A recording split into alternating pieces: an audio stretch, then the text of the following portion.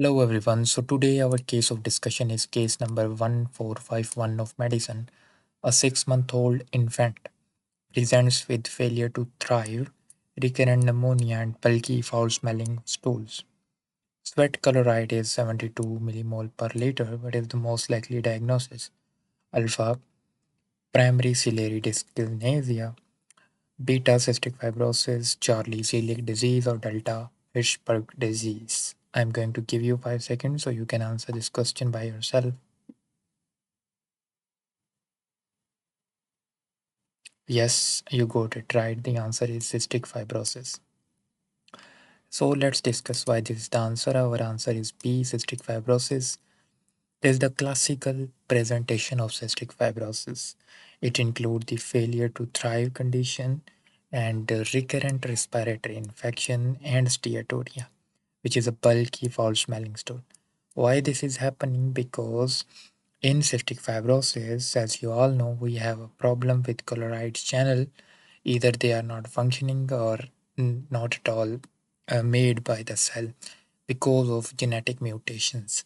And that's why when chloride channel is not working, let's suppose the cell and cell doer cell make this channel here and move the chloride and water move outside, and we have here the presence of water. If this channel is not working properly or not made at all, the chloride will not come, the water will not come. We have thickness, we have thick mucosa, we have steatoria, we have recurrent respiratory infection. These are conditions are related to this. So what we will see here, as we all see here, is there is the restriction of the movement of chloride, and with the restriction of the movement of chloride, the movement of water will be restricted. So we will see these conditions here. And what we will do, we have a specialized test called as a sweat chloride test, in which we will see we have abundant chloride or not. If we have greater than 60 millimole per liter of chloride, that confirm our diagnosis of cystic fibrosis. The sweat is forming in the ducts, in the glands, and after that, after the formation of sweat, we have a reabsorption of chloride into the cell. This reabsorption is affected due to the dysfunctioning of these improperly formed channels. So that's why we have high concentration of chloride left in the sweat, which is not reabsorbed. That's why greater than 60 millimole per liter of the chloride in the sweat is the diagnosis for cystic fibrosis. Let's discuss why other options are not correct. Our option A was primary ciliary dyskinesia. It also represents with the recurrent respiratory infection because cilia is not working, and that's why the protective mechanism, one of the protective mechanism of respiratory system is affected. That is the ciliary movement. But we cannot see the steatoria and the failure to thrive in the baby, and the sweat chloride will be normal. Okay, and option C was celiac disease. Celiac disease have steatoria and failure to thrive in the baby, but it is the disease where we have hyperactivity or hypersensitivity to the gluten. So look at the age. The age of the baby is very less. The baby is not exposed to the gluten yet, so it is less common in these kind of babies. Celiac disease, it appear when we have a gluten exposure to the baby. So no respiratory symptoms in this disease, and sweat chloride will be normal in celiac disease also. Also, we have D option, Hirschberg disease, that present with constipation, delayed meconium, because and the properly contraction or the peristalsis is absent because ganglion are absent in this disease in the colon, and there is not the diarrhea and there is no steatoria. In fact, there is delayed meconium and constipation history in this baby, and also no respiratory symptom, and sweat test is normal. Only the sweat chloride test, if they are giving you, this is enough for the diagnosis of cystic fibrosis if more than 60. Okay, this is the cutoff value. let's discuss some other important concept that they ask in the exam about that. And these are: what is the inheritance pattern of cystic fibrosis, the autosomal recessive disease, and where the mutation is occurring, it is on the chromosome 7.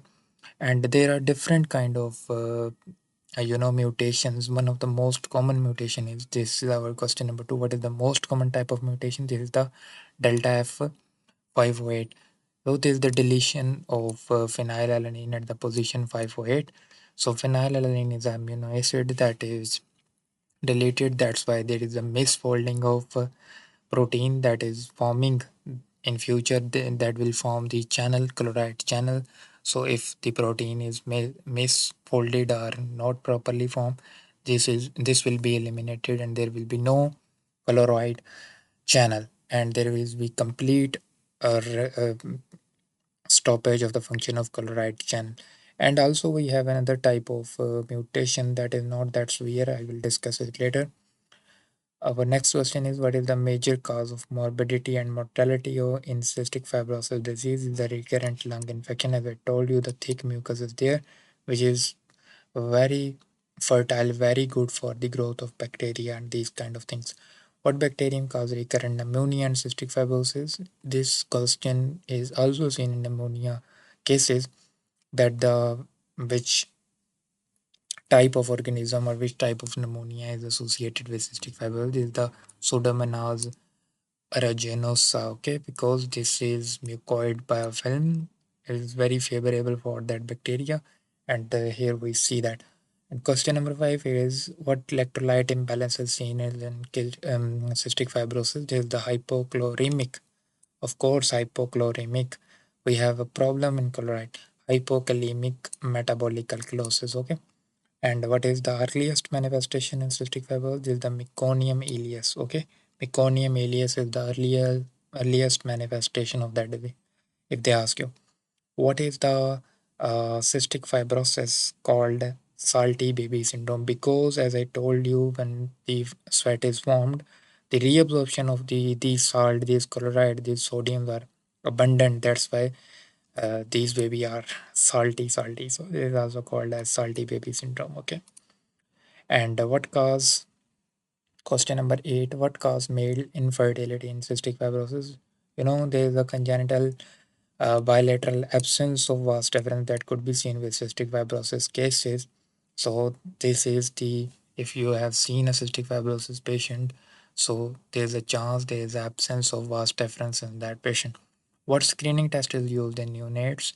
Is the immunoreactive trypsinogen or the dried blood test that can be used for the screening purposes, not for the diagnosis. The diagnosis of choice is again the sweat chloride test, or the gold standard diagnostic test. There is the sweat chloride test, more than 60 millimole per liter.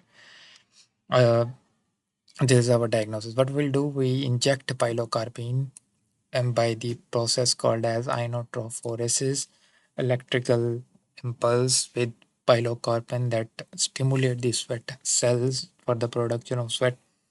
And when we check it out, the chloride concentration in it is, well, it will be high in cystic fibrosis patient. What lung imaging finding is the characteristic of cystic fibrosis? So we see a condition called as bronchiectasis, tram track appearance. We see in radiological examination. This is classically the patient present with bronchiectasis in cystic fibrosis in the future. What is now some points about treatment? I told you there is a type of cystic fibrosis. One is the most common one was the delta F08. That was the most common mutation type, and another is G551D. Okay, in this condition, there is gating potentiator problem. I mean, the channel is there, but it is not working. So we gave a drug called as Eva Keftor that potentiate this gate, that stimulate that gate, so it may help in some patient. So in G551D we give a drug called as ivacaftor that potentiate the gating ability of carotid channel because they are already there. But in case of F08 mutation, we give another drug with that called as Tiva Keflor. What we'll do is correct the misfolding. Okay, Tiza Keftor drug will mm, help in correction of the misfolding. Okay, so we will give both of these drug in this kind of mutation. But if we see a G551D mutation type, we only have to potentiate because chloride channel are already there. What reduce sputum viscosity in cystic fibrosis? So uh, we use inhaled DNAs. Okay, so Dornase alpha could be used. Okay, and what is the treatment for ABP and cystic fibrosis? And we see this condition. These are all the complications of cystic fibrosis, and we use steroid because this is a severe reaction overreaction. Okay, so we have to stop this by doing the by giving the patient the steroids. Okay, so that's it. Basically it's a hypersensitivity reaction to the aspergillosis, as you all know, allergic bronchopulmonary aspergillosis, ABPA, the full form. So this is the overview. Much more detail is there for complete discussion. We will make a separate video on this in these kind of topics. So this is just our case-based discussion series. So I hope you have enjoyed this, and for more videos like this, please subscribe to our channel. Thank you so much.